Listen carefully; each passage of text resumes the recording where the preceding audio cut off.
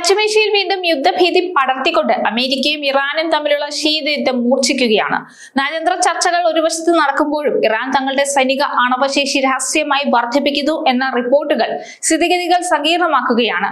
ഉപഗ്രഹ ചിത്രങ്ങൾ നൽകുന്ന സൂചനകൾ പ്രകാരം തന്ത്രപ്രധാനമായ ആണവ കേന്ദ്രങ്ങൾ മണ്ണിനടിയിൽ സുരക്ഷിതമാക്കാനും തകർന്ന മിസൈൽ താവളങ്ങൾ പുനർനിർമ്മിക്കാനുമുള്ള ഇറാന്റെ നീക്കം അമേരിക്കയെ പ്രകോപിപ്പിച്ചിട്ടുണ്ട്. വാഷിംഗ്ടണും ടെഹ്റാനും ഒരേപോലെ സൈനിക നീക്കങ്ങൾ നടത്തുന്നതോടെ മേഖലയിൽ എപ്പോൾ വേണമെങ്കിലും ഒരു വലിയ സ്ഫോടനം പ്രതീക്ഷിക്കാവുന്ന അവസ്ഥയാണ് നിലവിലുള്ളത്. പശ്ചിമേഷ്യയിൽ വീണ്ടും യുദ്ധസമാനമായ സംഘർഷത്തിന് സാധ്യത ഒരുക്കിയിരിക്കുകയാണെന്ന് ചുരുക്കം. അമേരിക്കയുടെ ആക്രമണത്തിൽ തകർന്ന ആണവ കേന്ദ്രങ്ങൾ പുനർനിർമ്മിക്കാൻ ഇറാൻ തയ്യാറെടുക്കുന്നതായും ശക്തിപ്പെടുത്തുന്നതായും റിപ്പോർട്ടുകൾ പുറത്തുവരുന്നു. Institute for science and international security പുറത്തുവിട്ട ഇറാന്റെ ഉപഗ്രഹ ചിത്രങ്ങളിലാണ് ആണവ കേന്ദ്രങ്ങൾ ശക്തിപ്പെടുത്തുന്നതായി കണ്ടെത്തിയത്. ഇറാനും അമേരിക്കയും തമ്മിലുള്ള ആണവ ചർച്ചകൾ പുരോഗമിക്കുന്നതിനിടെയാണ് ഉപഗ്രഹ ചിത്രം പ്രചരിക്കുന്നത്.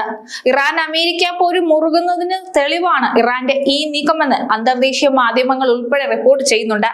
ഇറാന്റെ സെൻസിറ്റീവ് സൈനിക കേന്ദ്രത്തിന് മുകളിലായി കോൺക്രീറ്റ് കവചം നിർമ്മിച്ച് മണ്ണിട്ട് മൂടിയതായിട്ടാണ് ഉപഗ്രഹ ചിത്രങ്ങൾ വ്യക്തമാക്കുന്നത്.